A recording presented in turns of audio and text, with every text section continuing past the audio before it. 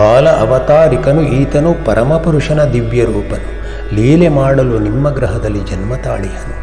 ಹೇಳುವ ಬ್ರಾಹ್ಮಣೋತ್ತಮರ ಆ ಭವಿಷ್ಯತ್ ನುಡಿಯಂತೆ ಭಗವತ್ ಸ್ವರೂಪನಾದಂಥ ಶ್ರೀ ಶ್ರೀಧರನು ಸಾಮಾನ್ಯನಾಗಿರಲಿಲ್ಲ. ಎಲ್ಲರೊಡನಿದ್ದು ಇಲ್ಲದ ನಿರ್ಲಿಪ್ತ ಸಚ್ಚಿದಾನಂದ ಸ್ವರೂಪ ಅವನದು. ಶುಕ್ಲ ಪಕ್ಷದ ಚಂದ್ರಮನಂತೆ ಬೆಳೆತೊಡುತ್ತಾನೆ. ತನ್ನ ಬಾಲ್ಯ ಲೀಲೆಗಳನ್ನು ತೋರುವ ಲೀಲೆಗಳಿಂದಲೇ ಭಗವತ್ ಸ್ವರೂಪವನ್ನು, ಭಗವತ್ ತತ್ವವನ್ನು ತಿಳಿಸ್ತಾ ಶ್ರೀ ಶ್ರೀಧರನು ತಾನೇ ಸ್ವಯಂ ಶ್ರೀ ದತ್ತಾತ್ರೇಯನಿದ್ದೇನೆ ಹೇಳುವುದನ್ನು ತಿಳಿಸ್ತಾನೆ. ಬಾಲ್ಯದಲ್ಲಿ ಶ್ರೀಧರೇಂದ್ರ ಬಾಲಲೀಲೆಯನ್ನು ತೋರ್ದ. ತಾಯ ಮಡಿಲ ನೀರಿ ಕುಳಿತು ತಾನೇ ದತ್ತನೆಂದು ಪೇಳ್ದ. ಬಾಲ್ಯದಲ್ಲಿ ಶ್ರೀಧರೇಂದ್ರ ಬಾಲಲೀಲೆಯನ್ನು ತೋರ್ದ. ತಾಯ ಮಡಿಲ ನೇರಿ ಕುಳಿತು ತಾನೇ ದತ್ತನೆಂದು ಪೇಳ್ದ.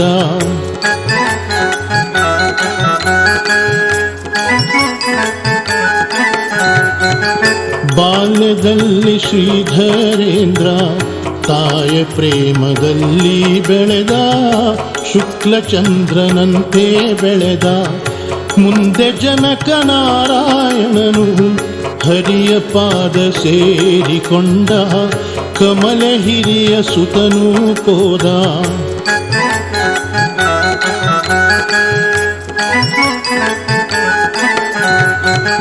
ಬಾಲ್ಯದಲ್ಲಿ ಶ್ರೀಧರೇಂದ್ರ ಮಾತೆ ಸನಿಹ ಬಂದು ನಿಂತ. ಆತ್ಮಬೋಧೆಯಿಂದ ತಾಯ ಶೋಕವನ್ನು ನೀಗುತ್ತೆಂದ. ಭಯವ ಬಿಡು ನಾನಿಹೆನೆಂದ.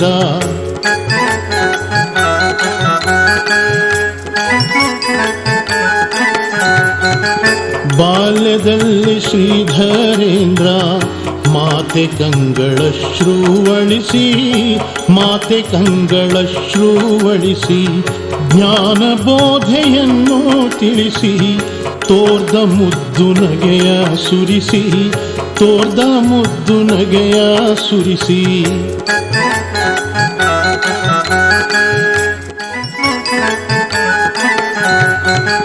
ಮುಂದೆ ಮಾತೆ ವಿಧಿ ಸೂಚನೆಯ ಕಂಡು ಬಾಲರಾಜನನ್ನು ಕರೆದು ರಾಜ ನಿನ್ನ ಅಗಲುವುದೆಂತು ಎಂದು ನುಡಿದಳಾತ್ಮಬಂಧು.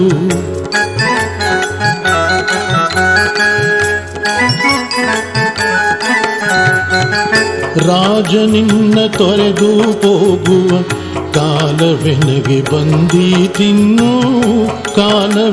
ಬಂದೀತಿನ್ನು.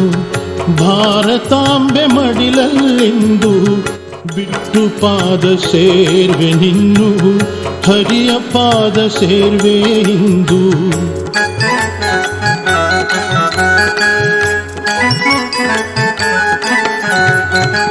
ಬಾಲ್ಯದಲ್ಲಿ ಶ್ರೀಧರೇಂದ್ರ ನಿತ್ಯ ಸತ್ಯ ಮಾತ ನೀಡ್ದ. ಪರಮಾರ್ಥದ ಪಥದೊಳು ನಡೆದು ಪರಮಹಂಸನಾಗುವೆನೆಂದ. ಜಗಕ್ಕೆ ಹಿತವ ಮಾಡುವೆನೆಂದ.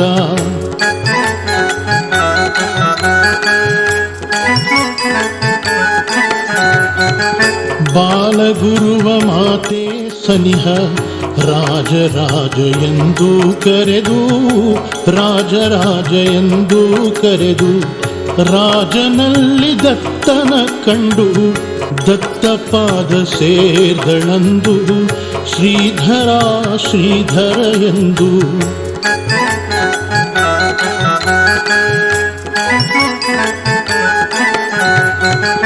ಬಾಲ್ಯದಲ್ಲಿ ಶ್ರೀಧರೇಂದ್ರ ಧರಣಿ ಧನವದಾನ ಮಾಡ್ದ.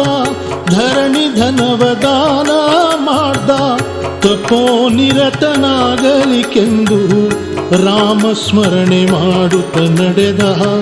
ರಾಮಚರಣ ಅರಸಿ ನಡೆದ.